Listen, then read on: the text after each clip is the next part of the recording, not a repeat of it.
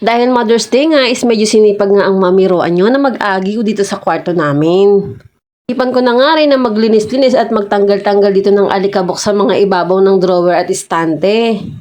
Medyo hindi na nga rin pala maganda yung itsura ng kisame namin kasi nagtutuklap-tuklap. Siyempre dahil maalikabok na rin yung kortina namin is naisipan ko na nga rin pala itong palitan. Hindi rin kasi pwedeng walang kortina dito sa kwarto kasi nga sobrang tutok na tutok yung araw dito. After ko nga magtanggal-tanggal ng alikabok dito sa kwarto is for the haggard na nga ang mami Roan nyo at maliligo na nga rin ako. Nung bandang hapon naman is for the punta nga kami sa bayan kasi nga may nagpa-birthday nga pala sa akin ng cash. Ko nga is ikakain ko nga pala sa Jollibee yung mga anak ko kasi minsan lang din naman to. Sakto naman is Mother's Day nga din at maigalaman lang kahit papaano yung mga anak ko. At eto nga nasa may Jollibee na nga kami at for the pila na nga kami dito para maka-order na nga kami ng pagkain namin. Medyo marami talagang tao ngayon kasi nga nagsiselebrate nga ang karamihan ng Mother's Day.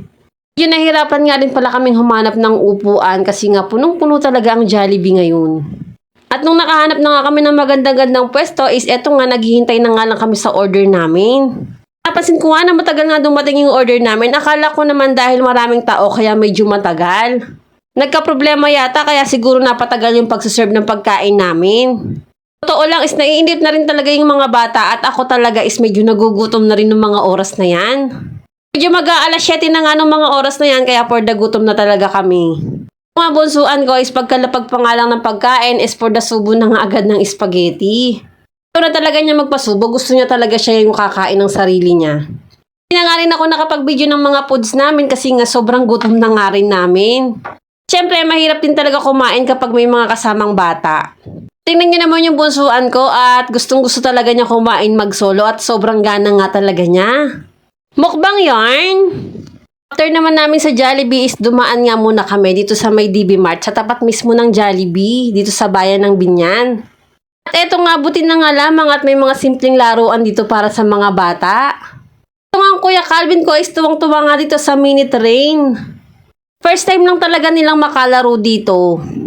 Kasi nga itong baby Nika namin is sobrang nag-enjoy nga dito sa sasakyan na to. At syempre yung bunsuan ko naman din is sobrang tuwang-tuwa nga rin talaga dito kasi nga naa-amaze sila. Ngayon lang sila nakasakay. Naalala ko kasi dati si Ate Yumi, napunta pa talaga kami ng SM para lang makapaglaro sa mga ganito. Kasi dati dun lang talaga meron.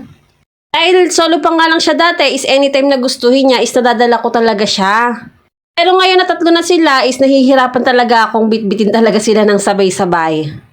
Buti na nga lamang is meron na nga palang ganito sa may DB Mart at mag-e-enjoy na talaga yung mga bata sa halagang 5 piso per ride.